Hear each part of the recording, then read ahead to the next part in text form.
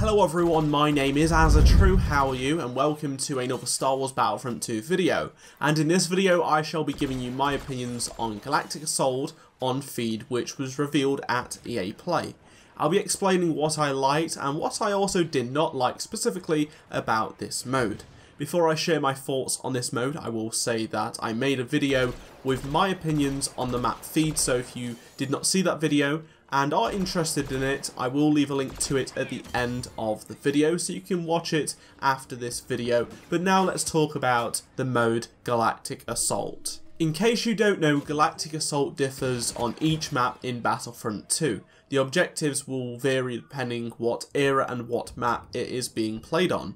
The MTT and Palace Throne Room objectives are perfect for the prequel era and Feed's location. An example for the original trilogy era could be a AT-AT instead of an MTT on an original trilogy map, much like Walker Assault in the first game.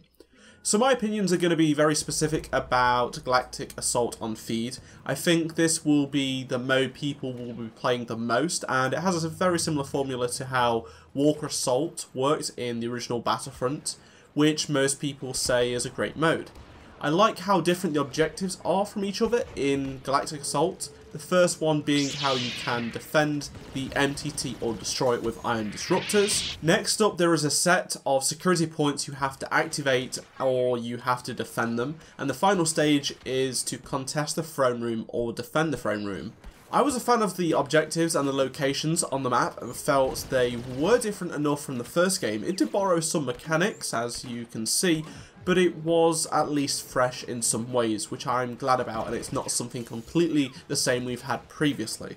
I was a fan of the objectives and locations on the map, and I felt they were different enough from the first game. It did borrow some mechanics, as you can see, but it is fresh at least in some ways. I cannot comment on the balance of the mode, as the game mode was set up by DICE at EA Play, so it is impossible for the clones to take out the MTT as it had unlimited health, and the droids would be able to disable the security gates.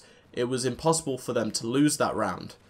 It was also fixed at the throne room segment of the map, so only the clones could win the game. They would win every single time.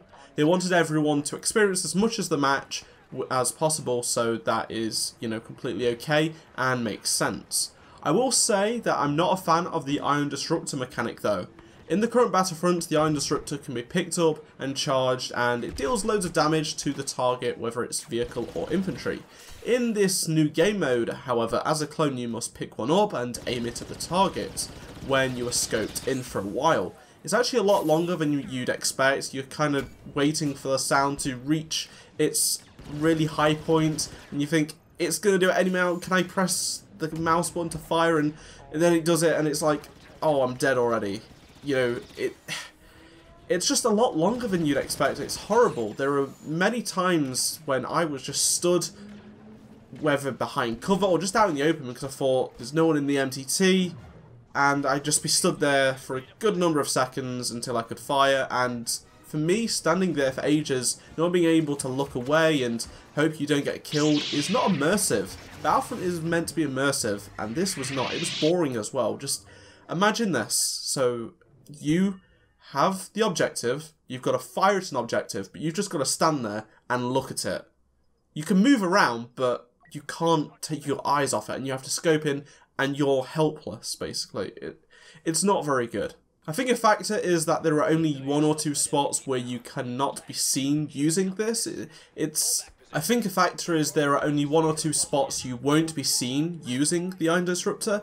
I suppose it is, in a way, it makes it more challenging and tactical, but I'm not sold on it just yet. I think if it's in the beta, I would want to see how it plays after some tweaks they will have done to the mode between EA Play and the beta. Following up on the MTT, I think it is fine to pilot. It's actually quite fun, though I felt the limited angle for shooting, which I'm sure is a lot less than the AT-AT in the current game, was poor. There was just so many times where clone troopers would be right on the edge where I could shoot, and even with splash damage they would not die because I could not turn just a fraction more to the right or left. I understand it might be a Lucasfilm accuracy thing, and it is restricted for that reason, however. Spawn-wise, in the first stage, it could be really bad for the droids, but overall they were not too bad. The few seconds between each objective change for regrouping and spawning is great, and I'm glad they've implemented something like this to give people time to get it together. One last thing I enjoyed a lot, which ties in with the map, is that each stage required different class usage. Snipers and blaster rifles were great for the first stage, but were outgunned when we went into the palace. The officer became such a much better choice over the specialist, for example, in those latter two stages.